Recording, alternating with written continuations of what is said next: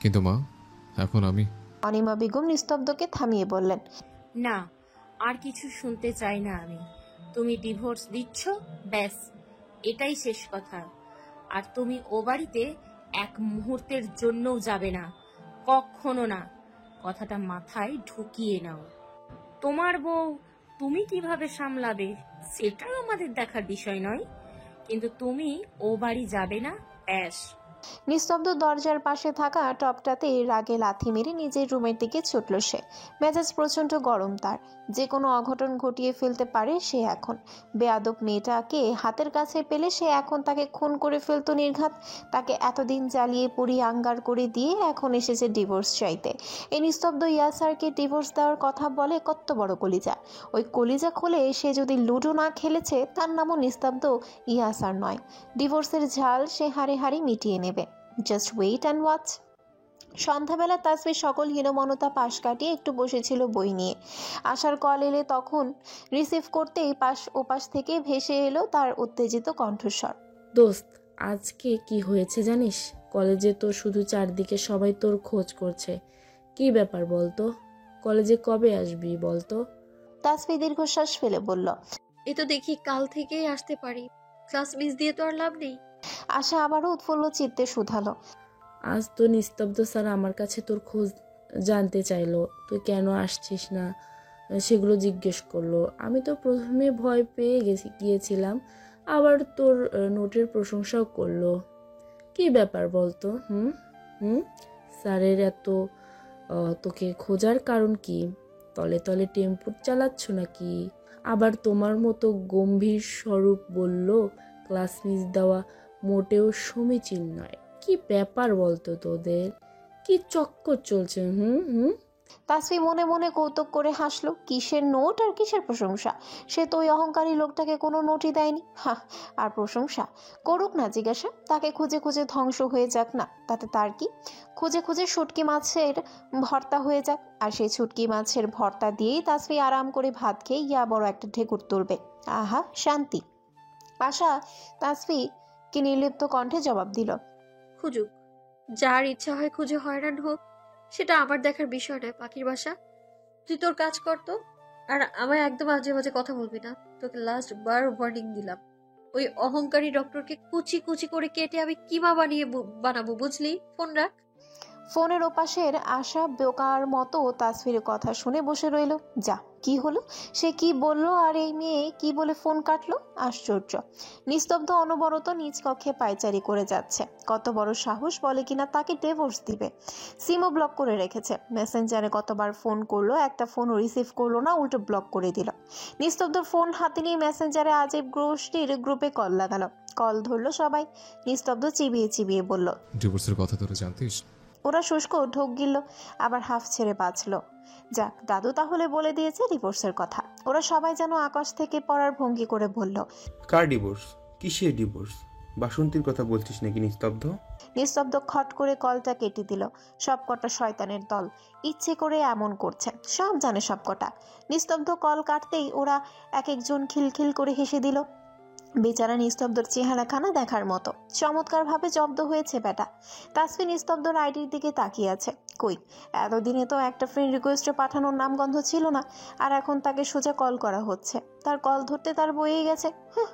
পরদিন চমৎকার একটি সকাল। চারিপাশে হালকা পাখির গুঞ্জনে পরিবেশটা মুখরিত, কিন্তু নিস্তব্ধর নিকট তা বিষাক্ত।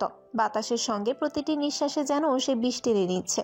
বিষে বিষে বিষক্ষয় হচ্ছে তার মন থেকে মস্তিষ্কের প্রতিটা অংশ। প্রতিটা নিউরনের ছড়িয়ে পড়েছে এই বিষাক্ত অ্যামোনিয়াম সায়ানাইড। কখন না সে ধ্বংস হয়ে যায় এই চিন্তা। বিয়ের পর থেকেই তো তাকে জ্বালিয়ে পুড়িয়ে আঙ্গার করে দিচ্ছে অভদ্র মেয়েটা।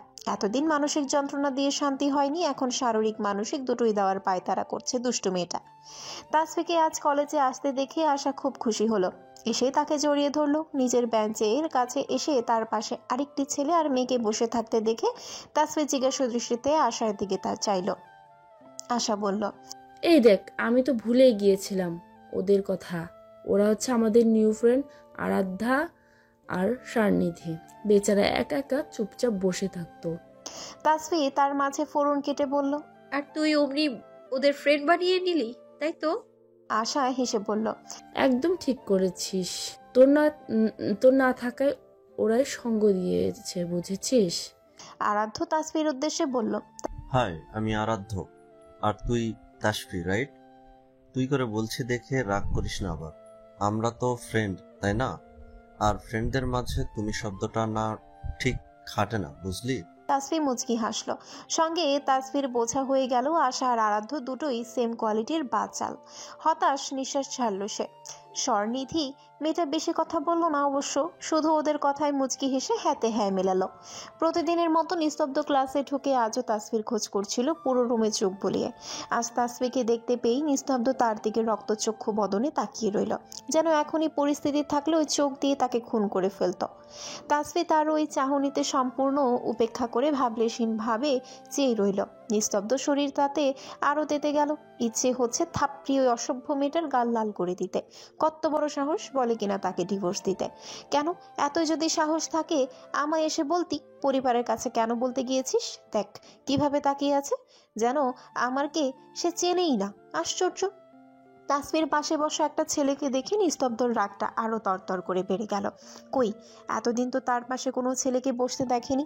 যেই ডিভোর্সের কথা বললো অমনি ছেলেও জুটিয়ে ফেলেছে সঙ্গে সঙ্গে। বাহ, দারুণ তো। নিস্তব্ধ কি এখন পরগাছা বনে গেল? নিস্তব্ধ ক্লাস শেষে তাসফিকে নিজের চেম্বারে ডেকে পাঠালো, কিন্তু তাসফি গেল না। পিয়নকে বলে দিল তার কাজ আছে, দ্রুত বাড়ি ফিরতে হবে। রাগে নিস্তব্ধ শরীর গিয়ে আগুন জ্বলাচ্ছে। কত বড় বেয়াদব সে, ডেকে পাঠানোর পরেও এলো না। কতটা বার বেড়েছে তা সেও দেখে ছাড়বে। আশা তাসফিরের পাশ থেকে ফিসফিস করে বলল, কি চলছে বলতো? স্যার ডেকে পাঠালো আর তুই গেলি না কেন? কাহিনী কি মামা? তাসফি উল্টো ধমক মেরে বলল, চুপ থাক পাখির বাসা, মন দিয়ে পড়াশোনা কর। আশা ভেঙচি কাটলো। পরবর্তী ক্লাস শেষে মানসারা একত্রিত হয়েছে। রিয়া বলল, মানসা শয়তানি হেসে ওদের সবটা বুঝিয়ে দিল। বলল, কাজটা এখনই করা যাবে না, বুঝলি? সময় বুঝে ফাঁকা মাঠে গোল দিতে হবে, বুঝলি তো? তোরা সবাই রেডি থাকিস, যার যার কাজ শেষে সে করবি। তাসবি, তুই এবার শেষ। আমাকে চড় মেরেছি, তাই না? এবার চড়ের শাস্তি ভোগ করবি। কি যে মজা হবে। সবগুলো শয়তানি হাসলো। বাড়ি যাওয়ার আগ মুহূর্তে তাসফি, আশা, আরাধ্যা আর স্বর্ণিধি মাঠের এক কোণে দাঁড়িয়ে গল্প করছিল আর হাসাহাসি করছিল। দোতলার নিজের চেম্বারে জানালা দিয়ে নিস্তব্ধতা স্পষ্ট অবলোকন করলো। রাগে হাতের মুষ্টি শক্ত করলো আরো খানিক। সে চায় তাসফি হাসুক, তবে এভাবে একটা ছেলের সঙ্গে ঢলে ঢলে মোটেও নয়। ইচ্ছে হচ্ছে গিয়ে ঠাস করে একটা থাপ্পড় মেরে দিক ওই ছেলেটাকে। সব রেখে তার বউয়ের সাথেই কেন বন্ধুত্ব পাতাতে হবে? ক্লাসে আর মেয়ের কি অভাব পড়েছিল? আরাধ্য ও স্বর্ণিধির আর আশা কথা শেষ করে বাড়ির পথে রওনা দিয়েছে। তাসফিও যাওয়ার জন্য কেবলই পা বাড়িয়েছিল, কিন্তু মনে হলো পেছন থেকে কে যেন ডেকে উঠল। তাসফি পেছনে তাকিয়ে কাউকে খুঁজে পেল না। অগত্যা তাসফি আবারও সামনে পা বাড়াতেই মনে হলো আবারও তার নাম ধরে কেউ ডেকে উঠল। কি অদ্ভুত এমন মনে হচ্ছে কেন তার? সে তো স্পষ্ট ডাকগুলো শুনতে পাচ্ছে, তবে পেছনে তাকিয়ে কাউকে দেখছে না কেন সে? কৌতূহল বশত তাসফি সেদিকে এগিয়ে গেল। কয়েক পা এগোতে তাসফি বুঝতে পারলো সে আধো আলো আধো অন্ধকার এমন একটি জায়গায় এসে পড়েছে। চারদিকেই সাই সাই করে অ্যাম্বুলেন্সের বহর সাজানো। কেউ তার সঙ্গে ফাজলামো করলো না তো? তাসফির এখন ভয় ভয়ই লাগছে। এখানে তাকে কেউ গুম করে রাখলেও কেউ টের পাবে না। হঠাৎ তার হাতটা কেউ হ্যাচকা টান দিল। তাসফি তাল সামলাতে না পেরে সামনে এগিয়ে গেল। লোকটা তাকে দেওয়ালের সঙ্গে মিশিয়ে চেপে ধরল। আচমকা সব ঘটায় তাসফি ভয় পেয়ে গেল। কৌতূহলী বুঝি তার কাল হলো। তাসফির বুক ধরফর করছে। সঙ্গে পরিচিত পারফিউমের মিশেল তার নাসারন্ধ্রে বাড়ি খেল। বিকেলের এক টুকরো উষ্ণ রৌদ্র তার হাত চেপে ধরা লোকটার চোয়াল মুখবয়ব হালকা কয়েক সেকেন্ডের জন্য দৃশ্যমান হলো। নিস্তব্ধ শক্তপোক্ত পরিচিত পুরুষালী মুখটা তার দৃষ্টিগোচর হতেই তাসফি যেন হালকা স্বস্তির নিঃশ্বাস ফেলল। কি অদ্ভুত মেলবন্ধন! যার কাছে ডিভোর্স চাওয়ার জন্য আর্জি জানাচ্ছে তার কাছে এসে নিজেকে নিরাপদ মনে করছে। নিস্তব্ধ তাসফির মুখের একদম কাছে নিজের মুখটা এনে থামালো। দু হাতে তার তাসফির হাত দুটো চেপে ধরা। নিস্তব্ধর উষ্ণ নিঃশ্বাস তাসফির সমস্ত মুখমণ্ডলের সঙ্গে সঙ্গে তার হৃদয়কেও এপার ওপারও করে দিচ্ছে। নিস্তব্ধর স্পর্শে সে কেমন মিয়ে যেতে চাইছে, কিন্তু তাসফির এতে গলে গেলে হবে না, তাকে আরো শক্ত হতে হবে। নিস্তব্ধ তাসফির মুখে চোখে ফু দিল। বাঁকা হেসে ফিসফিস করে বলল, যে এখন আর নিঃশব্দ ইয়াসার সামনে স্পর্শে কপকত হয়ে যায়, আমার সামান্য কাছে আসে সে মিলিয়ে যায়, আর সেখানে নিজ থেকে ডিভোর্সের কথা বলেছে, তাকে বিশ্বাসযোগ্য? বলুন ম্যাডাম, ব্যাপারটা ইন্টারেস্টিং না? যেমন যেচে পড়ে সিংহের ঘরে ঢুকে পড়া। কথা শেষ হতেই নিস্তব্ধর হাতের শীতল স্পর্শ তাসফি নিজের কোমরে পেল। হ্যাঁচকা টানে সে তাসফিকে আরও একটু নিজের সঙ্গে মিশিয়ে নিল। এক দৃষ্টিতে তাকিয়ে রইল তার অর্ধাঙ্গিনীর পানে। তাসফি চোখ বন্ধ করে নিল। তার সারা শরীর কেমন অজানা আশঙ্কায় শিরশির করছে। নিজেকে শক্ত রাখার চেষ্টা করলো সে। নিজের কণ্ঠস্বরে কিছুটা তাচ্ছিল্য মিশিয়ে সেও নিস্তব্ধর মতন ফিসফিস করে বলল, কুপকাত হলেই তো সব শেষ নয় মিস্টার নিস্তব্ধ ইয়াসার। এই তাসফি যেমন মিয়ে যেতে পারে, তেমনি করে তার ভেতরে তেজি রূপটাকেও সঠিক সময় মতো প্রকাশ্যে আনতে পারে। বুঝলেন তো ডক্টর সাহেব? নিস্তব্ধ বাঁকা হেসে বলল। তাই? তাসফির নিস্তব্ধকে অবাক করে দিয়ে তার ঘাড়ের উপর দিয়ে দু হাত নিয়ে আলতো জড়িয়ে ধরার ভঙ্গিতে দাঁড়ালো। নিস্তব্ধ অবাক হলো। তাসফির কোমরে থাকা তার হাতের বাঁধন হালকা হলো। তাসফি তাতে বাঁকা হাসলো। নিস্তব্ধর কানের খুব সন্নিকটে মুখ নিয়ে একদম লো ভয়েসে ফিসফিস করে বলল, আমি আপনার এই মেল বন্ধু থেকে মুক্তি চাই নিস্তব্ধ ইয়াসার। ডিভোর্স চাই আমি, ডিভোর্স। বুঝলেন আপনি? বলে নিস্তব্ধকে ধাক্কা মেরে দূরে সরিয়ে দিল। প্রস্থান করতে করতে তাসফি মুচকি হেসে বলল, বলেছিলাম না, এই তাসফি যেমন আপনার স্পর্শে মিয়ে যেতে পারে, তেমনি সময় মতো তার তেজটাও দেখাতে পারে। ডিভোর্স পেপারে সাইন করে সেটা সহি সালামতে আমার পাঠিয়ে দেবেন। ওকে, টাটা। নিস্তব্ধকে বাকরুদ্ধ রেখে তাসফি গটগট পায়ে হেঁটে চলে গেল। নিস্তব্ধ বাঁকা হেসে তাসফির যাওয়ার পানে তাকিয়ে রইল। ডিভোর্স লাগবে তাই না? ডিভোর্স কাকে বলে সে আজন্মকালের মতো বোকা মেয়েটাকে বুঝিয়ে ছাড়বে। প্রমিস। নিস্তব্ধ বিকেল। আকাশের গুমট ভাব স্পষ্ট বিদ্যমান। সূর্যি মামার দেখা নেই আকাশে, তাই তার অস্ত যাওয়ার ক্ষণও বলা ভারী মুশকিল।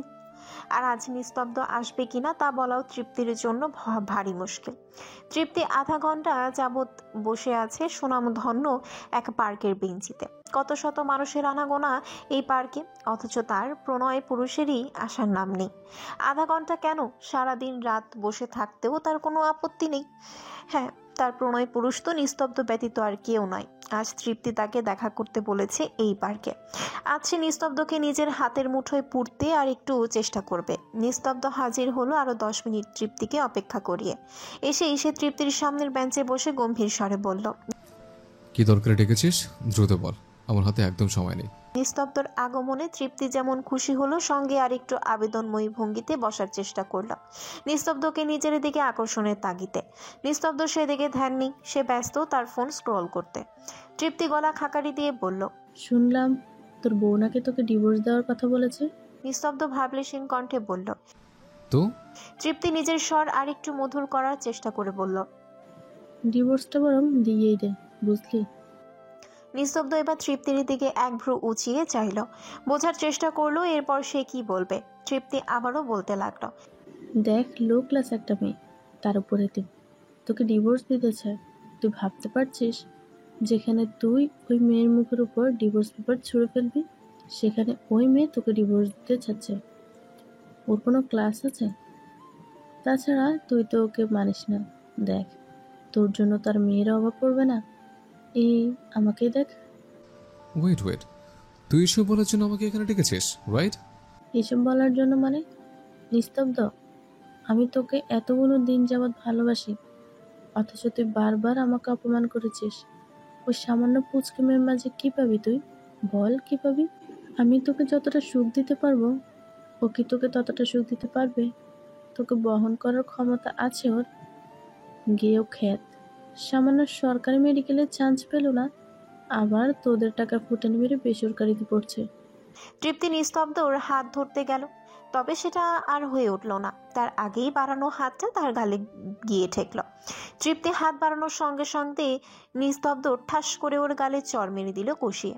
রাগে নিস্তব্ধ শরীর কেঁপে কেঁপে উঠছে। নিস্তব্ধ চিবিয়ে চিবিয়ে বলল, কথাগুলো কান খুলে শোনো রাখ। তোকে আগেও বলেছে, আবারও বলছে, তাসফি আমার ওয়াইফ। ডিভোর্স দেওয়ার জন্য আমি ওকে বিয়ে করিনি। তাছাড়া আমার ওয়াইফকে আমি ডিভোর্স দেবো কি দেবো না তুই বলার কে? আমার ওয়াইফ লো ক্লাস নয়, বরং তোর স্ট্যাটাস লো ক্লাস। আর তুই আমায় কি সুখ দিবি রে? তোর মতো পতিদের বাস দিয়েও এই নিস্তব্ধ ইয়াসার হাঁটে না। শুধুমাত্র কোন এক সময় বন্ধু আর একজন মেয়ে বলে আজ তুই বেঁচে গেলি, নাহলে জ্যান্ত পুতুর একটা তোকে। আজ এখানে। আর এসে ভালোবাসা ছাড়। কেন, হাজারটা পুরুষের নিচে যখন শুয়ে পড়তিস তখন এসে ফল ভালোবাসা ছিল কোথায় তোর?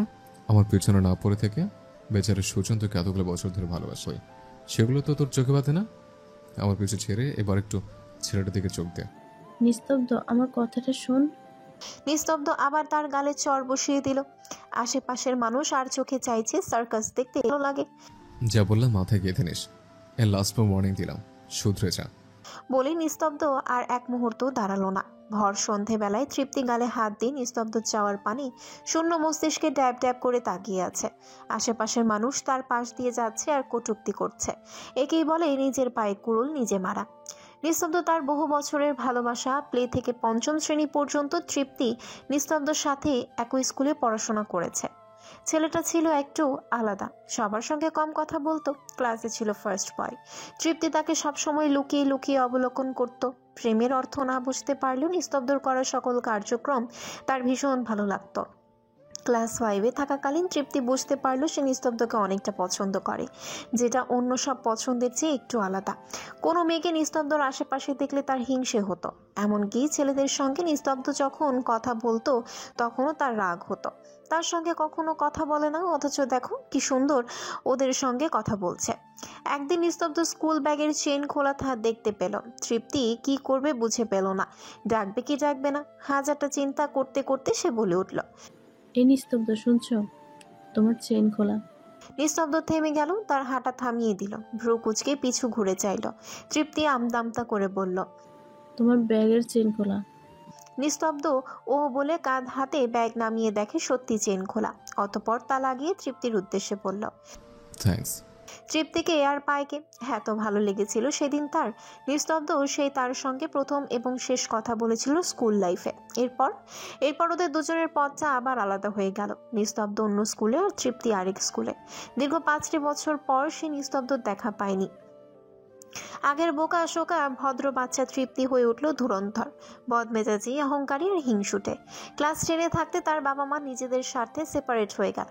কেউ ভাবলো না তৃপ্তির ভবিষ্যতের কথা। তৃপ্তি থাকতে শুরু করলো বাবার কাছে। বাবা নিত্য নতুন মেয়ে এনে ঘরে ফুর্তি করত।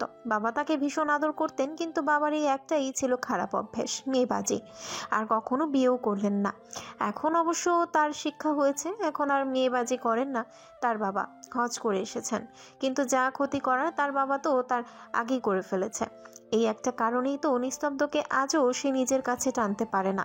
বাবার এসব কার্যকলাপ দেখে তৃপ্তি রাগে দুঃখে একাধিক ছেলের সঙ্গে মিশতে শুরু করলো। কলেজের প্রথম বছরটা তৃপ্তির কাটলো একটা ঘোরের মাঝে, বাজে নেশার সঙ্গে, খারাপ বন্ধু, যার সাথে সাথে ইন্টিমেট হওয়া যেন তারও বাবার মতো নেশায় পরিণত হতে লাগলো। আর তারপরেই এলো তার জীবনের ভয়াবহ দিনগুলো। একদিন নেশা করে ছেলেদের সঙ্গে ইন্টিমেট হয়ে উলঙ্গ অবস্থায় এক হোটেলে ধরা খেল পুলিশের হাতে। ব্যাস, টানা 15 দিন সে কাটিয়েছে জেলে। তার বাবা মেয়ের দিকে সেদিন অসহায় চোখে তাকিয়েছিলেন, আর তৃপ্তি তাকিয়েছিল ঘৃণার চোখে। তার বাবা সেদিন খুব ভালো করে নিজের ভুলটা বুঝতে পেরেছিলেন। বুঝতে তো হবেই। জেল থেকে ছাড়া পাওয়ার পর মাদকের নেশা ছাড়াতে 1 মাস যাবৎ সে ছিল অ্যাসাইলামে। বাড়ি ফেরার পর আর বাবার ওসব কর্মকাণ্ড দেখেনি তৃপ্তি। এরপর বাবা তাকে অন্য কলেজে ভর্তি করালো যেন পুনরায় তার পরিচিত বাজে ছেলেদের সঙ্গে মিশতে না পারে। আর সেখানেই সে দেখা পেল আবারও নিস্তব্ধর। পুরনো অনুভূতি তার আবারও জাগ্রত হলো। সে নিজেকে ছেলেদের সঙ্গে মেশার বাজে অভ্যাস থেকে সরিয়ে রাখার চেষ্টা করলো এবং সফলও হলো। কিন্তু নিজের অহংকার আর বদমেজাজ কোনোটাই সে পাল্টাতে পারল না। ধীরে নিস্তব্ধর সাথে সে বন্ধু গড়তে লাগলো। মেডিকেল লাইফে তৃপ্তি তাকে 2বার প্রপোজও করেছিল, কিন্তু নিস্তব্ধ 2বারই তাকে রিজেক্ট করেছে। বলেছে সে এসব প্রেম ভালোবাসায় জড়াতে চায় না। তৃপ্তির অতীত নিস্তব্ধ কিভাবে যেন জেনে গিয়েছিল। আর তারপর থেকে নিস্তব্ধর চোখে সে আর তাদের বন্ধুত্বটা দেখতে পায় না, পায় শুধু অধিকাংশ ঘৃণার আস্তরণ।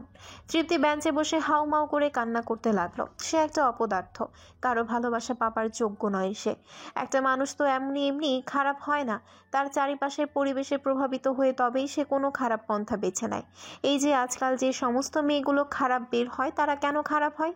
এই অসুস্থ সমাজের কারণেই। সারাক্ষণ ফোনে নোংরামি দেখে দেখে তাদের মস্তিষ্কের মাঝেও নোংরামি নেশা চেপে ধরে, ঠিক তৃপ্তির মতো। রবের প্রতি তারা বিশ্বাস হারাতে শুরু করে, নিজেকে নিজের সর্বে সর্বা ভাবতে শুরু করে। বাবা মার সঙ্গে তারা খারাপ ব্যবহার করে। এক সময় তারা এতটাই টক্সিক হয়ে ওঠে যে মানুষের ভালো কথাও তাদের গায়ে বিষের মতো ফোটে। অথচ যদি দেখে কোথাও নোংরামি আলোচনা হচ্ছে সেখানে তারা ঝাঁপিয়ে পড়ে, হাসি ঠাট্টায় মেতে ওঠে নিরন্তর। অথচ তাদের মাঝে থাকে না কোনো অনুশোচনা, না মৃত্যুর প্রতি ভয়। তারা ভুলে যায় একদিন তাদেরও মৃত্যুর স্বাদ নিতে হবে। কি করবে সেদিন তারা? কি জবাব দেবে সেদিন তারা নিজের সৃষ্টিকর্তার সামনে দাঁড়িয়ে? তাদের দু হাতের সঙ্গে সমস্ত অঙ্গ প্রত্যঙ্গই যে শুধু নোংরামিতে ভরা। এই দুনিয়া যে সামান্য জেলখানা, তা কি তারা বোঝে না? বিকাল গড়িয়ে সন্ধ্যা হলো, সন্ধ্যা শেষে রাত নামলো। মানুষের আনাগোনা কমতে লাগলো। এক সময় একেবারে নিঃশেষ হয়ে গেল চারিধারের মানুষের আনাগোনা। গভীর আধারে ছেয়ে গেল চারিপাশ। মেঘে গুরুম গুরুম শব্দ হলো। ধরণীর বুকে চিরে হালকা ঝিরিঝিরি বর্ষণের ক্ষুদ্র কণার দেখা মিলল। তবুও তৃপ্তি সে এক জায়গাতেই হাঁটু গেড়ে বসে রইল। বর্ষণের মাত্রা অত্যাধিক নয়, হালকা, তবুও তা পড়তে রইল ঘন্টা ধরে। তৃপ্তি হঠাৎ বুঝতে পারলো আধ ঘন্টা যাবৎ তার গায়ে কোনো বৃষ্টির ফোঁটা লাগছে না। আর না তো এতক্ষণে দূরের সেই ল্যাম্পপোস্টের সূক্ষ্ম রশ্মিটা। আর সে তার হাঁটুর নিচে দিয়ে দেখছে কারো আবছা ছায়া। কে আসবে তার খোঁজ নিতে? তাকে নিয়ে যে কারো টেনশন নেই। তৃপ্তি মাথা তুলে চাইল, মাথাটা ভার হয়ে আছে। তার সামনে দাঁড়িয়ে আছে এক সুদর্শন যুবকের অবয়ব, যে তার মাথায় দীর্ঘক্ষণ যাবৎ নিঃশব্দে ছাতা ধরে আছে। অথচ যুবকের চোয়াল বেয়ে পড়ছে বৃষ্টির প্রতিটি ফোঁটা। সে এক অদ্ভুত ছন্দ। যুবকটি কে? এই তো তৃপ্তি অন্ধকারের মাঝেও হালকা আবছা আলোয় সুজনের মুখখানা হালকা করে দেখতে পাচ্ছে। সুজন এক দৃষ্টিতে তাকিয়ে আছে তার প্রিয়তমার দিকে। তৃপ্তি এই মুহূর্তে যেন একটি আদুরে বিড়াল ছানা। তার মাঝে নেই কোনো অহংকারের লেশ মাত্র, নেই কোনো অভদ্র অশালীন আচরণ। দুঃখের সাগরে ভেসে কেউ বা নিজের নোংরামি সত্তাকে চিরন্তন জাগ্রত রাখতে পারে? দুঃখের জোয়ারে ভাষার পরেই তো মানুষের জাগতিক জ্ঞান জাগ্রত হয়। দুঃখ শেষে পুনরায় সে জ্ঞান লোপ পায়, আবারও হয়ে ওঠে দুর্বল থেকে হিংস্র। একই সঙ্গে তাদের কত রূপ! হায় রে মানুষ জাতি! তৃপ্তি হাতে ছাতাটা ধরিয়ে দিয়ে গম্ভীর সুজন একটি ছোট্ট বাক্য উচ্চারণ করলো। বাড়ি ফিরে যায়। অতঃপর সুজন যেমনি নিঃশব্দে আগমন করেছিল তেমনি নিঃশব্দে প্রস্থান করলো। যেমন করে মানুষের মনে প্রেম ফাগুনের বাতাস নিঃশব্দে আগমন করে, আবার সময় শেষ হলে নিঃশব্দে তা প্রস্থান করে। ফাগুন তো চিরকাল রয় না। বাড়ি ফিরে যা বাক্যটি কোন ধরনের পর্যায়ে পড়ে? আদেশ নাকি অনুরোধ জানে না তৃপ্তি, তবে সে তাই মেনে নিল। হোক না কখনো নিজের নিয়মের বেড়াজাল থেকে বেরিয়ে অদ্ভুত আচরণ করা। জীবনটাকে তো একটু সীমার মাঝে থেকে উপভোগ করা দরকার। পরদিন কলেজে গিয়ে তাসফি তার চারপাশে পরিবেশ অবলোকন করে বুঝতে পারলো আজ কলেজে কিছুটা উৎসবমুখর পরিবেশ। চারপাশ ফুল দিয়ে সাজানো। একটু এগিয়ে দেখলো আশা, আরাধ্য, স্বর্ণিধি, ওরা সবাই দাঁড়িয়ে আছে ক্লাসের বাইরে। তাসফি সেদিকে এগিয়ে গেল, ভ্রুকুচকে জিজ্ঞেস করলো, কি ব্যাপার বলতো? আরাধ্য হেসে বলল, আরে জানিস না, আজ ইশতিয়াক স্যারের শিক্ষকতার শেষ দিন কলেজে। এরপর থেকে তিনি আর আমাদের পড়াবেন না, তাই ওনার বিদায় উপলক্ষে এত আয়োজন। তাসফি অবাক কণ্ঠে বলল, ওয়েট, কেন? স্যার খুব ভালো এক্সপার্ট একজন, সমস্ত বিষয় খুব ভালোভাবে বোঝাতেন তিনি আমাদের। তবে আশা বলল, আরে উনি নাকি বিদেশে যাবেন ছেলে মেয়ের কাছে। বার্ধক্যের সময়টা নাকি উনি ছেলে মেয়ের সঙ্গেই কাটাতে চান, তাই বাংলাদেশের সঙ্গে সঙ্গে এই হসপিটাল ও কলেজ ছাড়বেন। তাসফি তাল মিলিয়ে গম্ভীর কণ্ঠে বলল, বার্ধক্যের একটা সময় এসে সকলের কাছ থেকে ছুটি নেওয়া উচিত। যদি তার বাড়িতে কর্মজীবী সন্তানেরা থেকে থাকে, একটা ছেলে সারাটা জীবন পরিবার সংসারের জন্য খেটে যায়, সারাদিন অফিস নয় নিজ নিজ পেশায় নিয়োজিত কর্মস্থলেই তাদের কেটে যায়। স্ত্রী সন্তানের নিকট ওই রাতটুকুই বরাদ্দ। তাই এই সময়টা অন্তত সবকিছু রেখে বিরত থেকে পরিবারকে একটু সময় দেওয়ার সঙ্গে রবের বন্দিগি করা উচিত। মৃত্যুর ডাক কখন চলে আসে বলা তো আর যায় না। চারপাশের মানুষের এত কিচির মিচির তাসফির ভালো লাগছে না। আগে জানলে সে কখনোই আসতো না। তাছাড়া আজ ক্লাস হবে বলে মনে হয় না। তাসফির শান্ত একটি পরিবেশ খুঁজে সেখানে একটি বেঞ্চে মাথা এলিয়ে বসে রইল। ক্লাসে আর কারো টিকিটিও দেখা যাচ্ছে না, তাতে সে নিশ্চিত হলো। হঠাৎ সামনে কারো উপস্থিতি বুঝতে পেরে তাসফি মাথা তুলে চাইল। নিস্তব্ধর গম্ভীর মুখখানা অবলোকন করতেই তাসফি চট করে উঠে দাঁড়ালো। এই লোকের জন্য কোথাও বসেও শান্তি পাচ্ছে না, ভারী মুশকিল হলো তো। তাসফি ক্লাস থেকে বের হতে গেলে নিস্তব্ধ বাধা দিয়ে তার সামনে এসে দাঁড়ালো। তাসফি তার ডান পাশ দিয়ে বের হতে গেলে নিস্তব্ধ তার বাম হাত দিয়ে সে স্থান বন্ধ করে দিল।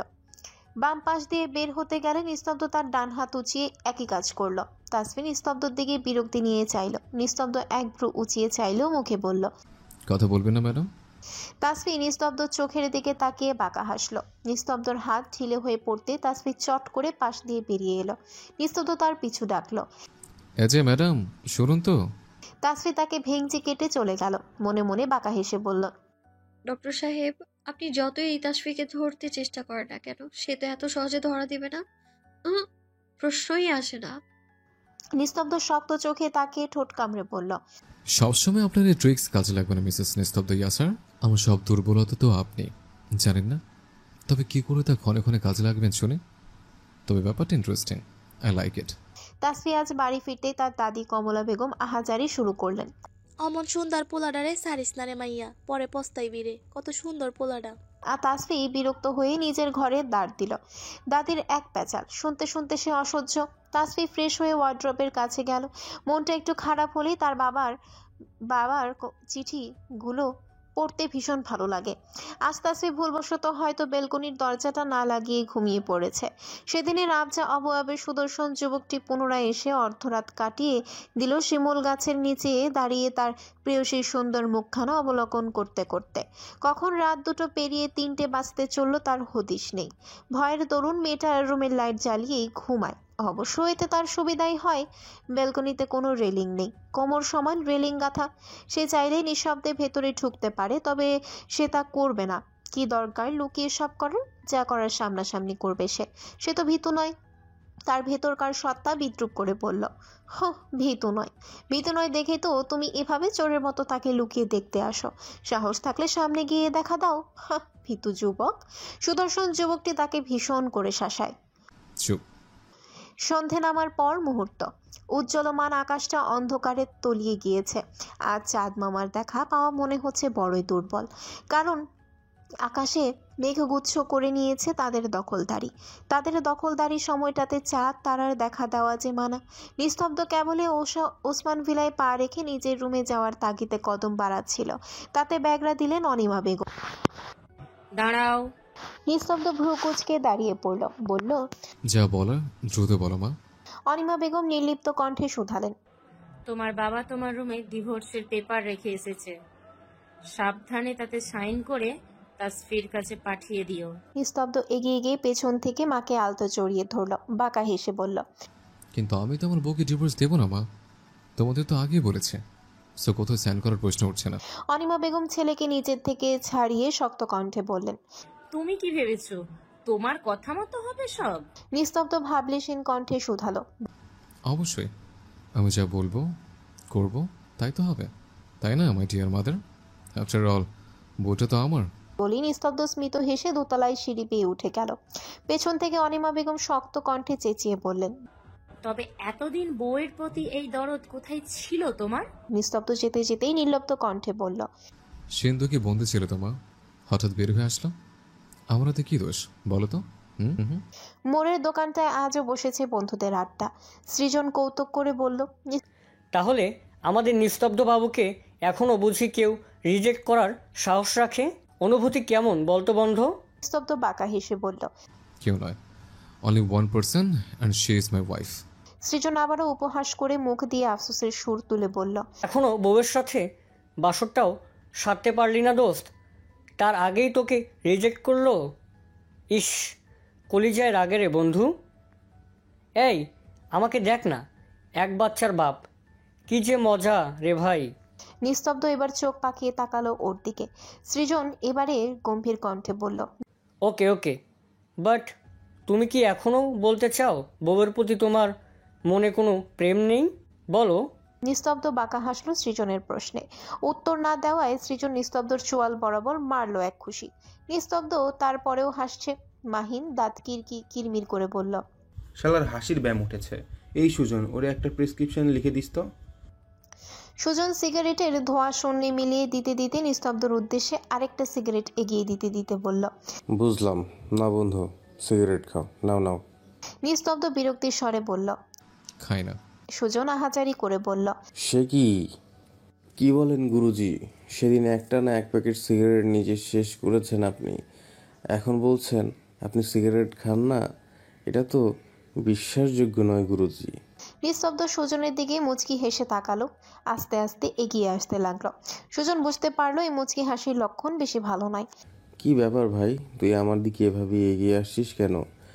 আমি কিন্তু তোর বউ নই, সো কন্ট্রোল ইয়োর সেলফ দোস্ত।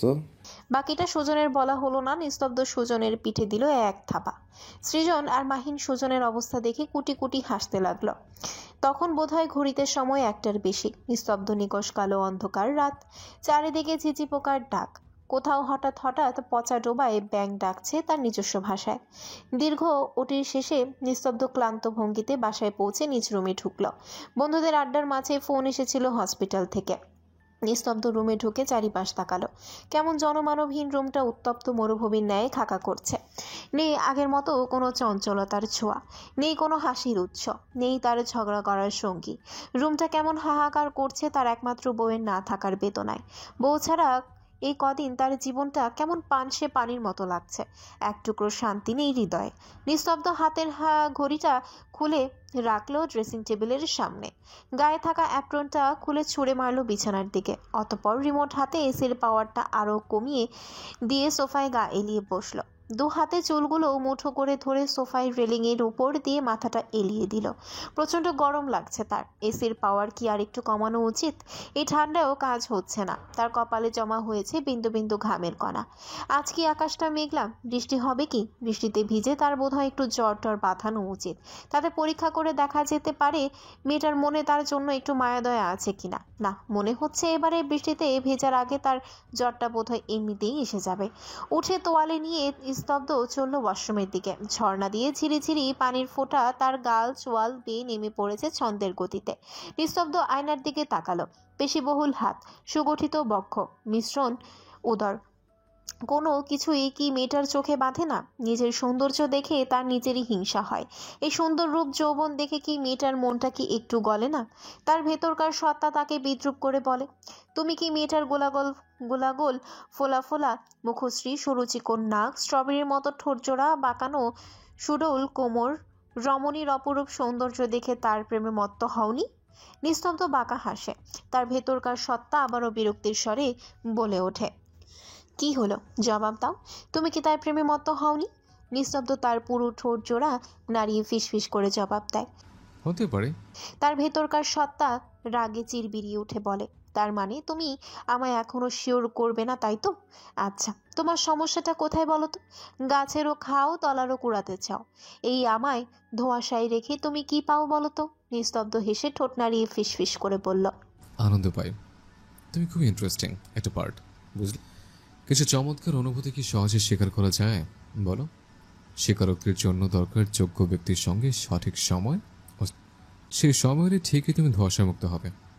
আর তা মনে হয় খুব শীঘ্রই। বিছানায় গিয়ে নিস্তব্ধ তার বইয়ের ওড়না খানার ঘ্রাণ নিয়ে চোখ বুঝল। আবেশে তার চোখে ঘুম ধরা দিল। ভোর তখন 6টা। পাখির হালকা কিচিরমিচির চারিপাশে। সূর্যিমামা পূর্ব আকাশে উকি দিয়েছে কিছুক্ষণ আগে। ফোনের রিংটংয়ে দীর্ঘক্ষণের তন্দ্রাচ্ছন্ন হলো তার। বিরক্তি নিয়ে ফোন তুলতে ওপাশ হতে শুনতে পেল এক ভরাট পুরুষনালী কণ্ঠস্বর, গুড মর্নিং মিস বাসন্তী। হঠাৎ এমন আপনি সম্মেলন আবার পুরোপুরি ঘুম ছুটে দিল তার। চোখ পিটপিট করে উঠে বসলো সে। কিছু সেকেন্ড মস্তিষ্ক খাটিয়ে চেনার চেষ্টা করলো কণ্ঠের মালিককে। অতঃপর ভ্রুযুগল কুচকে ওপাশের করা শুভবার্তার জবাব না দিয়ে উল্টো প্রশ্ন করলো, তুমি আমার নাম্বার পেলে কোথায়? মাহিন দুষ্ট স্বরে বলল, আপনার কাছে এই মানব তো নাম্বারখানা চেয়েছিল, কিন্তু আপনি তো দিলেন না, তাই ফোনের মালিক নিজেই বহু কসরত করে নাম্বারখানা জোগাড় করলো। আচ্ছা, তা আমার নাম্বার দিয়ে আপনার কি কাজ? এই যে এখন কাজ করছি। বাসন্তী কৌতুক করে বলল। তো এই কাজটা করার কি প্রয়োজন? মাহিন দুষ্ট হেসে বলল, কি যে বলেন না, হবু বউয়ের খোঁজ তো নিতেই হয়, সময়টাকে একটু কাজে লাগানো উচিত। বাসন্তী গম্ভীর কণ্ঠে বলল, কিন্তু তুমি ভুল পথে তোমার সময়টা কাজে লাগাচ্ছ। সঠিক পথে সন্ধান করে সেথায় যাও আর সময়কে কাজে লাগাও। বলে সে খট করে কলটা কেটে দিল। বাসন্তীর বুক ধুকপুক করছে। মাহিন ফোন কাটতেই অজানা আশঙ্কায় তার বুক কেঁপে উঠল। পুনরায় সে কোনো ভুল করতে যাচ্ছে না তো? মাহিনকে কি তার থামানো উচিত? ছেলেটার প্রতি তার কেমন মায়া কাজ করে? কি জন্য এই মায়ের জন্ম? আদিত্য কি এর কোনো ব্যাখ্যা আছে? কলেজের পেছনের দিকটায় বসে আড্ডা দিচ্ছে তাসফিরা। পেছনের একটা দিঘিও আছে, তাতে স্বচ্ছ হালকা সবুজ পানি। উত্তরে বাতাসে দিঘির পানি থই থই করে। ঢেউগুলো আস্তে ধীরে প্রবাহিত হয়। কখনো অদূরে কোথাও বাঁশের পাতা উড়ে এসে পড়ে দিঘির জলে। আড্ডার এক ফাঁকে আশা মাইকিং করার মতো করে নিজের ব্যাগ থেকে একটা খাতা বের করে রোল পাকিয়ে মুখের সামনে ধরে বলল, গাইস, তোমরা কি বিশ্বাস করো এই যে আমার সামনে যে সুন্দরী রমণীটি বসে আছে সে একজন বিবাহিত মহিলা? আরাধ্য আর সুনিধি ট্যাপ ট্যাপ করে চাইলো তাসফির পানে। হালকা চেঁচিয়ে অবিশ্বাস্য স্বরে বলল, কি অসম্ভব? তাদের এ কথা মোটেও বিশ্বাস হচ্ছে না। কি করে বিশ্বাস হবে? নাকে নেই নাকফুল, হাতে নেই চুড়ি, বিয়ের কোনো স্যাম্পলই তো নেই রমণীর মাঝে, তবে বিশ্বাস হবে কেমন করে? ওদের এভাবে তাকানো তাসফি একটু জড়সড় হয়ে বসলো। আশা এবারে ঠোঁটা আঙ্গুল দিয়ে ওদের চুপ করার ভঙ্গিমা করে বড়দের মতো করে গম্ভীর কণ্ঠে বলল, হুস, তবে সাবধান, এই খবর কেউ যেন না জানে, জানলেই সর্বনাশ। আরাধ্য আর স্বর্ণিধি আশার এমন ভঙ্গি দেখে কুটকুট করে হাসলো। তাসফি আশার বাহুতে চাপড় মারল। আশা তাতে পাত্তা দিল না, আবারও সিরিয়াস কণ্ঠে বলল, এমনকি এই মহিলার কাছে নাকি তার বরের কোনো ছবি পর্যন্তও নেই, আর না তো বলছে তার বরটা আসলে কে। স্বর্ণিধি অবাক হয়ে বলল। তাসফি ইতস্তত করে বলল, অনুভব শেখ। আরাধ্য ঠাট্টা করে বলল, এই তাসফি, সত্যি করে বলতো, বিয়ে হয়েছে তো নাকি ঢপ মারছিস? তাসফি বিরক্তি নিয়ে ওদের দিকে তাকিয়ে বলল, তোরা আমার দিকে এমন করে তাকিয়ে আছিস কেন? আজব। আর বিয়ে নিয়ে কি কেউ মিথ্যে বলে নাকি? স্বর্ণিধি বলল। তাসফি নির্লিপ্ত কণ্ঠে জবাব দিল, ওগুলো পড়তে আমার ভালো লাগে না, তাই পড়িনি, সিম্পল। আরাধ্য তাসফিকে জেকে ধরে বলল, ঠিক আছে, মানলাম বিয়ে হয়েছে, এবার তোকে আমাদের দুলাভাইয়ের সঙ্গে দেখা করাতেই হবে। এই কথার সাথে আশা আর স্বর্ণিধিও সায় দিল। তাসফি পড়ল বিপদে। এবার সে কি করবে? তাসফি আশার দিকে রাগে কটমট করে তাকালো।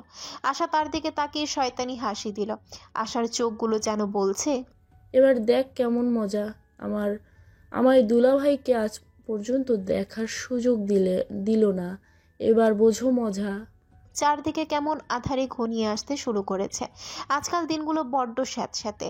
যখন তখন আকাশ ঝাঁপিয়ে জলকণা পড়তে শুরু করে, তার হদিস বলা ভারী মুশকিল। তাসফি দ্রুত চেষ্টা করছে কলেজ থেকে বের হতে। প্র্যাকটিক্যাল থাকার দরুন আজ একটু দেরি হয়ে গেল বোধহয়। সন্ধ্যা নেমে এসেছে প্রায়। চারপাশ কেমন আলো আধারের গোলক ধাঁধা সৃষ্টি করে রেখেছে। করিডোরটাও কেমন নীরব। চারপাশে কোনো শিক্ষার্থীর দেখা নেই। অবশ্য এই সময় থাকবেই বা কেমন করে? চারপাশে কেমন যেন ঘা ছমছমে ভাব। সাহসী হলেও তাসফির চারপাশটা এমন গুমট ভাব দেখে গা কেমন শিউরে উঠছে। ওরা তিনজন থাকলে তার এতটা ভয় লাগতো না, কিন্তু ওরা আগেই বেরিয়ে গিয়েছে। তার উপর কিছুক্ষণ আগের কঙ্কালগুলো দেখার পর থেকে মনে হচ্ছে সেগুলো তার পিছু পিছু আসছে। হঠাৎ পেছনে কিছু পড়ার শব্দ পেল মনে হয়। তাসফি ভয়ে শিউরে উঠল। তাসফি ভয়ে ভয়ে নিজের ঘাড় ঘুরিয়ে দেখলো কেউ নেই। উফ! তাসফি দ্রুত হাঁটার গতি বাড়িয়ে দিতে চেষ্টা করল, তবে কেন যেন তা হচ্ছে না। করিডোরটা পেরোতে পারলেই সে বাঁচে। তার উপর তাসফিকে আশাদের সঙ্গে নিয়ে যাওয়ার জন্য ভয়ও দেখিয়েছিল তখন। এখানে নাকি এক শিক্ষার্থী গলায় দড়ি দিয়ে আত্মহত্যা করেছিল, কিন্তু তাসফি তখন ওদের কথা পাত্তা দেয়নি। এখন মনে হচ্ছে ওদের কথা না শুনে ভুলই করেছে। করিডোরটাও হঠাৎ এত বড় হয়ে গেল কি করে? পথ যেন ফুরোতেই চাইছে না। 3 তলা থেকে 2 তলার সিঁড়ির নিকট আসতেই কেউ তাকে পেছন থেকে ঝাপটে ধরল। তাসফির আত্মা তখন খাঁচা ছাড়া। চিৎকার করলেও তার মুখ দিয়ে আওয়াজ বাইরে বের হতে পারল না, শুধু শব্দেই বের করল, কারণ তার হাত ব্যতীত মুখ চোখ সবই বেঁধে দেওয়া হয়েছে। রাত তখন 8টা প্রায়। ওসমান ভিলায় ফোন এলো তাসফির মেজো চাচির। তাসফি কি আপনাদের বাড়ি গিয়েছে বিয়ে সাহেব? মেয়েটা এখনো বাড়ি ফিরেনি। ওসমান ভিলার সন্ধ্যার পরের পরিবেশটা কেমন আজ থমথমে। তাসফির বাসায় না ফেরার খবর শুনে সকলের মুখে দুশ্চিন্তার ছাপ স্পষ্ট। চিন্তায় কাহিল তাদের মুখভঙ্গি। তার মাঝে মেজ বউ ইনায়া শুধু ঢং বলে আদিক্ষেতায় মুখ বাঁকাচ্ছে, তবুও আড়ালে। তবে তা কেউ আমলেও নিচ্ছে না। মেজো চাচি যখন বলল তাসফি বাসায় ফেরেনি, তারা ভেবেছিল হয়তো কোনো বান্ধবীর বাসায় গিয়েছে, কিন্তু দুশ্চিন্তা তাদের কমার বদলে বাড়তে শুরু করলো যখন সবাই একে একে তাসফির নম্বরে ফোন করতে শুরু করলো। ফোন নট রিচেবল বলছে। ততবার ফোন দেওয়া হচ্ছে, মহিলা অসহ্য কণ্ঠটির একই বাক্য শুনতে তাদের আর ধৈর্য কুলাচ্ছে না। মহিলার কণ্ঠস্বর সুন্দর, মোটেও অসহ্য বা কর্কশ কোনোটাই নয়, তবু দুশ্চিন্তার সময় সেই মিষ্টি কণ্ঠস্বরও মাঝে মাঝে সবার কাছেই অসহ্য। বাসন্তীর কাছে আসার নাম্বার ছিল, একবার দিয়েছিল তাকে তাসফি। সে দ্রুত ফোন লাগালো তাকে। প্রথমে আশা বাসন্তীকে চিনতে পারলো না, তাসফির ননদ বলায় বুঝতে পারলো। সেদিন তাসফিদের বাসায় দেখেছিল সে বাসন্তীকে। আশা জানলো কই না তো, তাসফি তো তাদের সঙ্গে আসেনি, ও তো প্র্যাকটিক্যাল ক্লাস করতে থেকে গিয়েছিল। এতক্ষণে তো বাসায় ফিরে যাওয়ার কথা। আশার মাঝেও চিন্তারা ভর করে বসলো। আশা পড়লো চিন্তায়, এতটা সময় হয়ে গেল তার বান্ধবী এখনো বাসায় ফিরল না, কোনো বিপদে পড়লো না তো। সবার তখন আক্কেল গুরুম অবস্থা।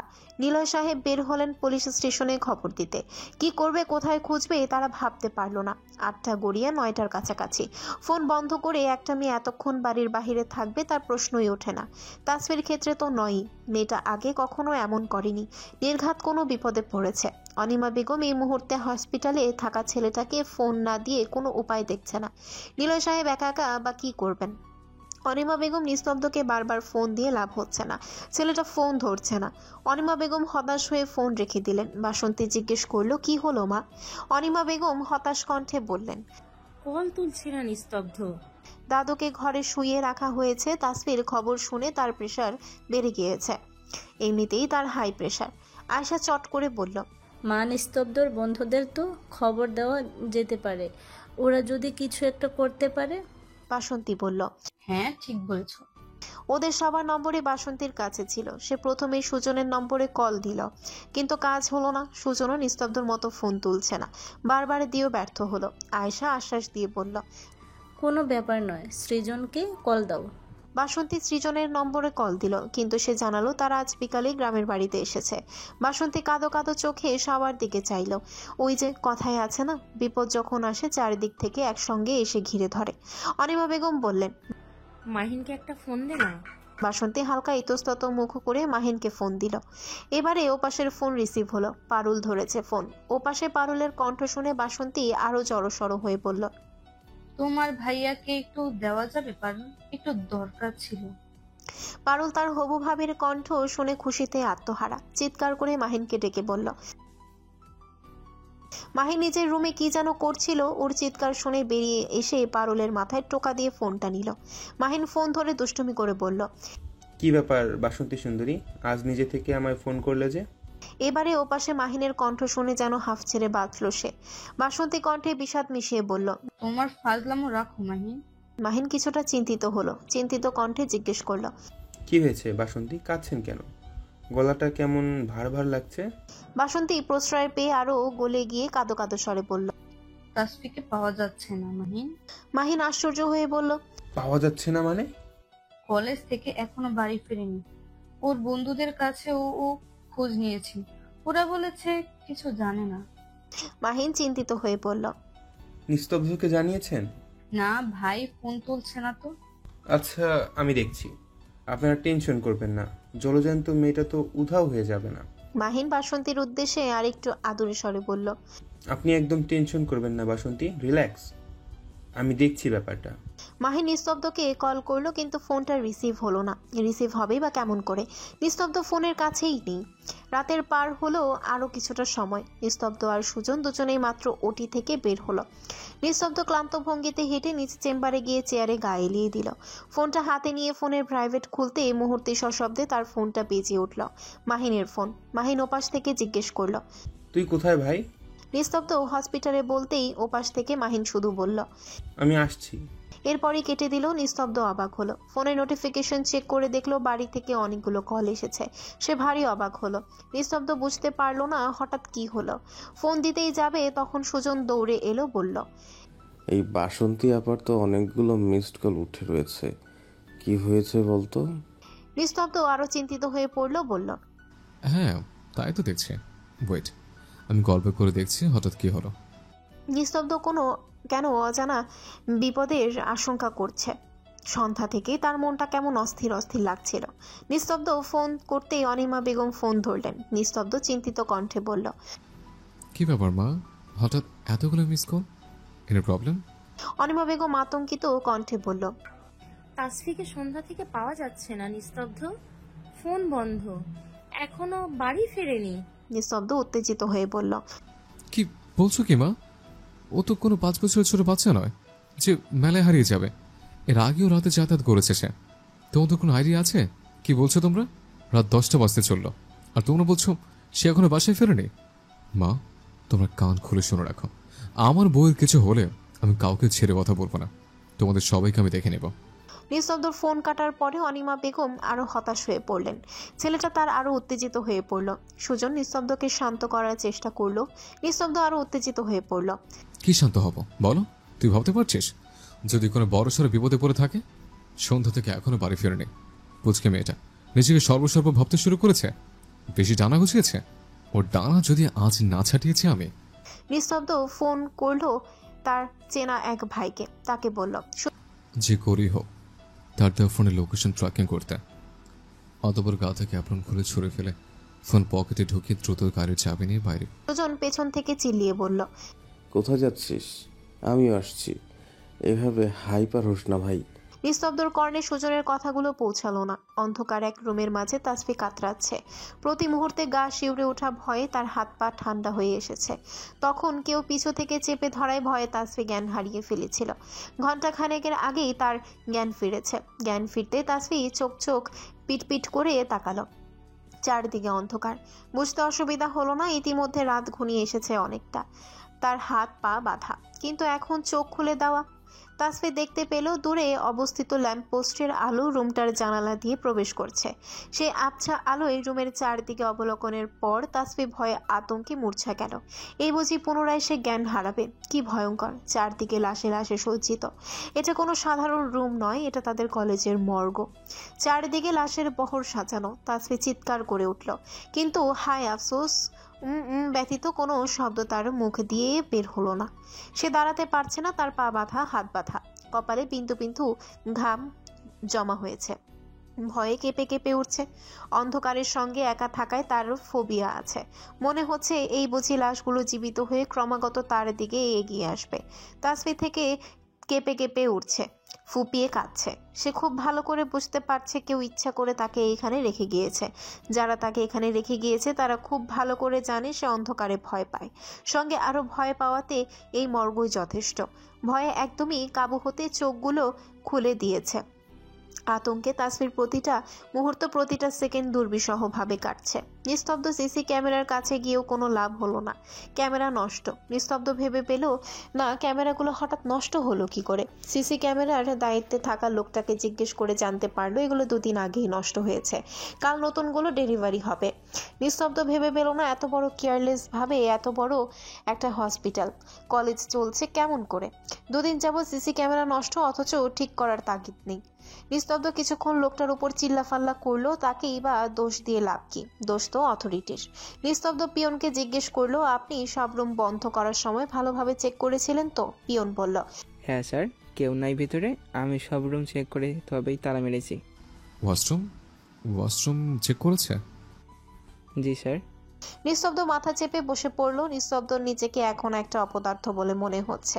নিস্তব্ধর ফোন বেজে উঠলো। সুজনকে ইশারা করে তাকে ধরতে বলল। তার কিছুই ভালো লাগছে না। সুজন ফোন রিসিভ করে কথা বলল। ফোনের লোকেশন ট্র্যাক করা গেছে। ততক্ষণে মাহিনও চলে এসেছে কলেজে। লোকেশন জেনে নিস্তব্ধ ছুটলো গাড়ির দিকে। এবার হয়তো বউয়ের খোঁজ পাবে নিস্তব্ধ এই আশায়। নিস্তব্ধর সঙ্গে সুজন আর মাহিনও এলো। নিস্তব্ধ নিচে ড্রাইভ করতে লাগলো। গাড়ির স্পিড দেখে ওরা দুজনেই ভয় পেল কোনো অঘটন না ঘটে যায়। নিস্তব্ধ ইয়াসারের মাথায় তখন একটাই চিন্তা, যে করেই হোক তার বউকে সেভ করতে হবে। তা যেভাবেই হোক সে করবেই। তখন রাত 11টা পেরিয়ে গিয়েছে। নীরব হাইওয়ে রাস্তা ধরে নিস্তব্ধ দ্রুত বেগে তার গাড়িটা ছুটিয়ে চলেছে গন্তব্যের উদ্দেশ্যে। উদ্দেশ্যর গন্তব্য একটাই, তাসফি।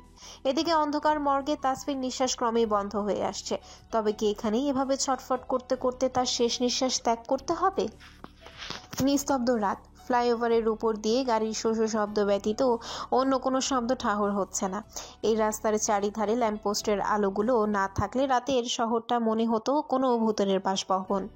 লোকেশন অনুযায়ী নিস্তব্ধর গাড়ি এসে থামালো একটি শপিং মলের সামনে। ওরা দ্রুত সবাই গাড়ি থেকে বের হলো, নিস্তব্ধ আশেপাশে খুঁজতে লাগলো। সুজন চেঁচিয়ে উঠে বলল, দোস্ত, লোকেশন তো মনে হচ্ছে এই ডাস্টবিনের পাশেই দেখাচ্ছে। নিস্তব্ধ দৌড়ে সেখানেই গেল। সত্যি ফোনটা ডাস্টবিনের পাশেই পড়ে আছে। নিস্তব্ধ তা হাতে ধরল। ফোনটা এইভাবে নোংরার ভিতর রাস্তার মাঝে কি করে পড়ে থাকতে পারে? আশ্চর্য। সুজন বলল, এটা কোনো সংকেত নয় তো তৌসিফ? হতেও পারে যদি কিডন্যাপ হয়ে থাকে, তবে প্রমাণের জন্য তাসফিও ওর জিনিসপত্র ফেলে যেতেই পারে। নিস্তব্ধ আর মাহিন মাথা দুলিয়ে তিনজন আবারও গাড়িতে চড়ে বসলো। ঝড়ের গতিতে নিস্তব্ধ গাড়ি চালিয়ে চলল, কিন্তু লাভ কিছুই হলো না। এদিকে যতদূর চোখ হাইওয়ের রাস্তা, পাশে কোনো বাড়ি ঘরের ছিটে ফোটাও নেই, আর না তো তাসফির ব্যবহৃত অন্য সব জিনিসপত্র।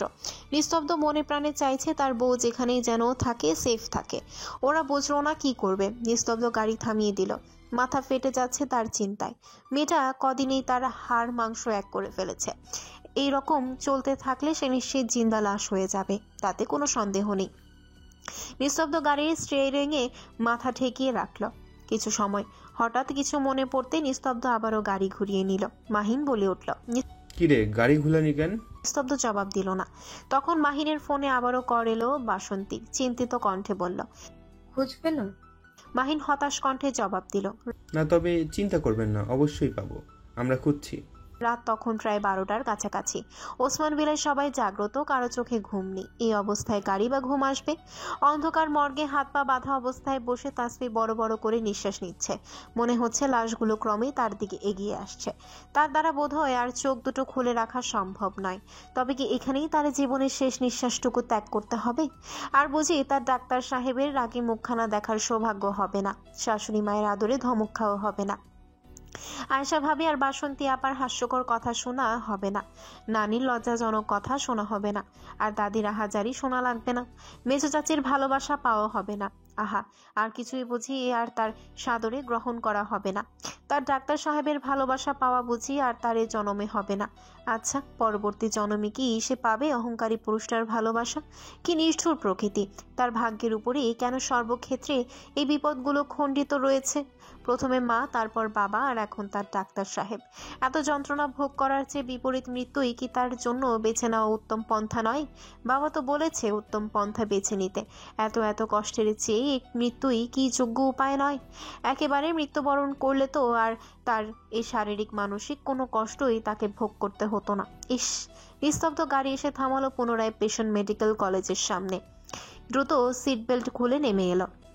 পকেট থেকে ফোন বের করে গ্যালারি খুঁজে তাসফির লুকিয়ে তোলা একখানা ছবি বের করলো। গেটে থাকা দারোয়ানের কাছে এগিয়ে গেল তটস্থ কদমে। চাচাকে ছবি দেখি। চাচা, খুব মনোযোগ দিয়ে ভেবে তারপর বলুন তো, বিকেল থেকে এই পর্যন্ত এই মেয়েটাকে কি গেটের বাইরে দেখেছেন? এ বলল দারোয়ান। চাচান চিন্তিত মুখভঙ্গিতে বলল। নিস্তব্ধ আবারও জোর দিয়ে বলল, বিকেল থেকে খুব কম শিক্ষার্থী যাওয়া আসা করে। ভালো করে মনে করুন, আমার জীবন মরণের প্রশ্ন চাচা, এখন আপনি শেষ ভরসা। দারোয়ান চাচা একটু চিন্তিত হয়ে পড়ল। ডাক্তার সাহেবের জীবন মরণের প্রশ্ন? কে এই রমণী যার জন্য এত বড় একজন ডাক্তারের জীবন মরণের প্রশ্ন? সে চেনে এই ডাক্তারকে, অনেক ভালো মানুষ। হসপিটালে খরচ ব্যতীত কতদিন আগে তার এক আত্মীয় রুটি করেছিলেন নিজের ফিস না নিয়ে। তারা গরিব ছিল। আজকাল এমন বড় ডাক্তার গো উদার মন তো খুঁজে পাওয়া যায় না, তা খুবই দুর্লভ। দারোয়ান চাচা কিছুক্ষণ ভেবে বলল। নিস্তব্ধর মন মাঝারে একটু টুকরো আশার আলো উদয় হলো। মাহিন আর সুজনের দিকে তাকিয়ে হাসি হাসি মুখ করে বলল, তার মানে তাসফি ভেতরে আছে? সুজনকে বলল প্রত্যেক রুমের চাবি নিয়ে আসতে। আজ তাসফির প্র্যাকটিক্যাল ছিল 3 তলায়। অতঃপর ওরা 3 জন ছড়িয়ে পড়ল। এক একজন এক এক রুমে খুঁজতে লাগলো, কারণ পিয়নগুলো ফাঁকিবাজ হয়। তারা ভালো করে না চেক করে ভয়ে বলে চেক করেছি। তাদের মিথ্যা কথার জোরে অনেক সময় অনেক মানুষকে ভুগতে হয়। এটা খুব খারাপ। একটা অভ্যাস এই পিয়নদের। নিস্তব্ধ সুজন মাহিন প্রত্যেকটা রুম তন্ন তন্ন করে খুঁজতে লাগলো, কিন্তু তাসফির দেখা নেই। নিস্তব্ধ যে মনোবল নিয়ে কলেজের ভেতরে প্রবেশ করেছিল, প্রত্যেকটা রুম খোঁজার পরে তাসফিকে না পেয়ে সেই মনোবলটুকুও হারাতে শুরু করেছে। ঘড়ির কাঁটায় রাত তখন 12টার ঘর পেরিয়ে গেছে অজান্তে, খুব সাবধানে। মাহিন খুঁজে খুঁজে দোতলার মর্গের দিকে এগুলো। মর্গে বা তাসফি কি করতে আসবে? তবুও কেন মন যেন এদিকেই আসলো। মর্গের বাহিরে আজ পাহারাদারও নেই, কি আশ্চর্য! সব এমন অদ্ভুত কেন? সিসি ক্যামেরা নষ্ট, এখানে পাহারাও নেই। সন্দেহটা একটু বেশি হচ্ছে। মাহিন গুটি গুটি পায়ে দরজার কাছে এগোতেই হালকা গোঙানির আওয়াজ পেল। মাহিনের বুক ধক করে উঠল। চিৎকার করে ডাকলো সে নিস্তব্ধ আর সুজনকে। নিস্তব্ধ উঠে দাঁড়িয়ে আবারও দৌড়ে এলো সেদিকে। ওদের সবার চোখে মুখে উত্তেজনার ছাপ স্পষ্ট, তবে নিস্তব্ধর যেন তা একটু বেশি। সুজনের চাবি দিয়ে রুম খোলার দেরি করায় নিস্তব্ধ পছন্দ হলো না। সে নিজে সুজনের থেকে চাবি কেড়ে নিয়ে কাপা কাপা হাতে তালা খুলতে লাগলো। তবে কাপা হাতে খুলতে গিয়ে সুজনের থেকে তারই সময় বেশি লাগছে। তবুও ওরা কিছু বলল না। বন্ধুর মনের অবস্থা তারা খুব করে ঠাহর করতে পারছে। রুম খুলে ভেতরে ঢুকে পড়ল ওরা। সুজন সঙ্গে সঙ্গে চেনা থাকায় সুইচবোর্ড খুঁজে লাইট জ্বালিয়ে দিল। অন্ধকার মর্গেও আলোকিত হয়ে উঠল সাদা আলোয়। পাশে তাকাতেই নিস্তব্ধ থমকে গেল। চোখ মুখ বিধ্বস্ত অবস্থায় তা পড়ে রয়েছে ফ্লোরে, তার মুখ হাত পা বাঁধা। নিস্তব্ধ আর এক মুহূর্তও দেরি করল না। সেকেন্ডের মাঝে ঝড়ের গতিতে দৌড়ে গিয়ে জাপটে জড়িয়ে ধরল তার প্রিয়তমা অর্ধাঙ্গিনীকে। কাপা কাপা হাতে তাসফির মুখের কাপড় সরিয়ে দিল। চোখে মুখে অজস্র চুম্বন করলো তার পুরুষালী অষ্টদয়ের সহিত। বউকে পেয়ে নিস্তব্ধর চোখ মুখ খুশিতে চিকচিক করছে। হাত পায়ের বাঁধন খুলে দিল। নিস্তব্ধ যেন তাসফিকে একদম বুকের মাঝে ঢুকিয়ে নেওয়ার পায়তারা করছে। ঢুকলেই বোধহয় ভালো হতো, তাহলে তো আর এভাবে হারিয়ে যেতে পারতো না। কেউ তার বউকে আর কষ্ট দিতেও পারতো না। হঠাৎ উষ্ণতা পেয়ে তাসফিও তার দুর্বল হাত দুটো উঠিয়ে আষ্টে পৃষ্ঠে জড়িয়ে ধরার চেষ্টা করলো তার ডাক্তার সাহেবকে, তবে ততটা সফল হলো না। তাসফির গোঙানিতে নিস্তব্ধর হুঁশ ফিরল। হাতের বাঁধন একটু হালকা করে ধরল। নিস্তব্ধ আদুরে স্বরে ডাকল, এই তাসফি, কি হয়েছে? কথা বলো বোকামে। তাসফি মুখ দিয়ে অস্পষ্ট স্বরে বলল, পানি পানি। নিস্তব্ধ সুজনের দিকে তাকিয়ে ধমক দিয়ে বলল, কিরে গাধা মতো দাঁড়িয়েছিস কেন? শুনিসনি ও পানি খেতে চেয়েছে? নিস্তব্ধ তখনও তাসফিকে জড়িয়ে ধরে আছে। তাসফি দুর্বল চিত্তে নিস্তব্ধ চোখে মুখে হাতালো, কণ্ঠে দুর্বলতা নিয়ে বলল, আপনি এসেছেন ডক্টর সাহেব? নিস্তব্ধ তাসফির হাতকানা মুঠো পুড়ে বলল, এই তো আমি, দেখো কিচ্ছু হবে না তোমার বোকামে। তাসফি আরো কি যেন বলতে চাইল, নিস্তব্ধ মুখ নিচু করল। তাসফি ভয়ঙ্কর কিছু অযাচিত বাক্য ছুড়ে দিল নিস্তব্ধর কর্ণে। তা শুনে নিস্তব্ধ একদম দীর্ঘ শীতল নদীর মতো শান্ত হয়ে গেল। নিস্তব্ধর মুখে হাসি ফুটল, তৃপ্তির হাসি। এই বাক্যই বুঝি শুনবার জন্য সে এত জনম কাল অপেক্ষায় ছিল। নিস্তব্ধ ফিসফিস করে বলল, কথা দিলাম আমার বোকা পাখি। সুজন পানি নিয়ে এলো। মাহিন আর সুজন দুজনে তাসফি আর নিস্তব্ধকে দেখে অদ্ভুত চোখে। কেউ কারো প্রতি ভালোবাসা প্রকাশ না করে সারাক্ষণ ভালোবাসি না বলে মুখে ফেনা তোলার পরেও কি করে কতটা ভালোবাসা যায় তা বোধ হয় এদের দুজনকে দেখলেই বোঝা যায়। বিয়ের শুরু থেকে সারাক্ষণ যে পুরুষটি বউয়ের সঙ্গে ঝগড়া করেছে, বউকে মানবে না বলে হাজারটা অজুহাত দিয়েছে, এমনকি নিজ রুম থাকতে দেবে না বলে বাহির করে দিয়েছে, সেই পুরুষটি নিজ অর্ধাঙ্গিনীর বিপদে পাগল পাড়া হয়ে গিয়েছে। কেমন অদ্ভুত আচরণ করেছে দেখো, যা তার মতো একজন ম্যাচিউর ডাক্তারের সঙ্গে একেবারেই বেমানান। নিস্তব্ধ আর তাসফিকে দেখে মনে হচ্ছে তারা শত বছরের তৃষ্ণার্থ কপোতি। সঙ্গে তাদের মধুর মিলন মুহূর্ত, হৃদয়ে থাকা গভীর তৃষ্ণা মেটানোর দীর্ঘ প্রয়াস। সুজন পানি নিয়ে এগিয়ে এলো, কিন্তু তাসফি তা পান করার পূর্বেই জ্ঞান হারালো। নিস্তব্ধ কয়েকবার গাল চাপড়ে দিলে, কিন্তু তাসফি আর কথা বলল না। নিস্তব্ধ উত্তেজিত হয়ে সুজনকে বলল, এই দেখো না, ও কথা বলছে না কেন? একটু আগে থেকে কি সুন্দর করে কথা বলছিল, এখন একটু। সুজন এই মুহূর্তে হাসবে না কাঁদবে বুঝতে পারলো না। নিজে ডাক্তার হয়েও বুঝতে পারছে না বউ জ্ঞান হারিয়েছে। উল্টো তাকে জিজ্ঞেস করছে কেন কথা বলছে না। বোঝো ঠেলা, বউকে পেয়ে নিস্তব্ধ বুদ্ধি কতটা লোভ পেয়েছে তা এই মুহূর্তে সুজন ও মাহিন দুজনেই বুঝতে পারলো। ওরা দীর্ঘশ্বাস ছাড়ল। সুজন নিস্তব্ধকে অস্থির হাতে নিষেধ করলো। তাসফির পালস রেট চেক করে বলল, রিল্যাক্স, দেখ দোস্ত, ও অসুস্থ, এত অস্থির হোস না। ওর পালস খুব ধীর গতিতে চলছে, এখনই ওকে কেবিনে অ্যাডমিট করা দরকার। মাহিন বলল, নিস্তব্ধ, কথা পরে বলবি ভাই, ওকে আগে এখান থেকে বের কর। তোর বউ তো পালিয়ে যাবে না ভাই, এখানেই থাকবে। এখন প্লিজ চল। নিস্তব্ধ মাথা নাড়িয়ে সায় দিল। সুজন উঠাতে সাহায্য করতে গেলে নিস্তব্ধ তাকে থামিয়ে দিয়ে ধমক দিয়ে বলল, ছবি না তুই, তোকে বলেছে আমার সাহায্য লাগবে? হ্যাঁ, মেয়ে মানুষ দেখলে ধরতে ইচ্ছে করে, তাই না? শালা ক্যারেক্টারলেস, যা সর। মুহূর্তেই নিস্তব্ধ তাসফিকে কোলে তুলে নিল, সঙ্গে কদম বাড়ালো হসপিটালের ভিতরের দিকে। সুজন কাঁদো কাঁদো মুখ করে তাকিয়ে রইল নিস্তব্ধর গমন পথে। মাহিনীর দিকে তাকিয়ে বলল, ও এভাবে আমাকে বলতে পারলো বল? মাহিন মিটমিট করে হাসছে ওর কাণ্ড দেখে। পরক্ষণে বইয়ের প্রতি নিস্তব্ধর কনসার্ন দেখে দুজনেই স্মিতা হাসল। যাক, তাদের বন্ধু নিস্তব্ধ এবার তার নিস্তব্ধতা ছেড়ে বাজেভাবে ফেসেছে বইয়ের প্রেমে। জেলাসির জ্বালা কত প্রকার ও কি কি তা সে হাড়ে হাড়ে টের পাবে। শালা নাকি বউকে ভালোবাসবে না, এবার বোঝো মজা। আর দেরি না করে ওরাও চলল হসপিটালের ভিতরের দিকে। তাসফিকে কোলে নিয়ে হসপিটালের ভেতরে এসে নার্সকে বলল, চিৎকার করে ডাকতেই ওখানে উপস্থিত রাতের ডিউটিতে থাকা নার্সগণ ভীষণ অবাক হলো। তারা সবাই নিস্তব্ধকে খুব ভালো করে চিনে, কেমন খিটখিটে তিরিক্ষি মেজাজের। তার উপর মেয়েদের থেকে একটু দূরত্ব বজায় রেখে চলে বলতে গেলে। আর এখন তারা কিনা নিস্তব্ধর কোলের মাঝে জড়িয়ে থাকা একজন তরুণীকে দেখতে পাচ্ছে।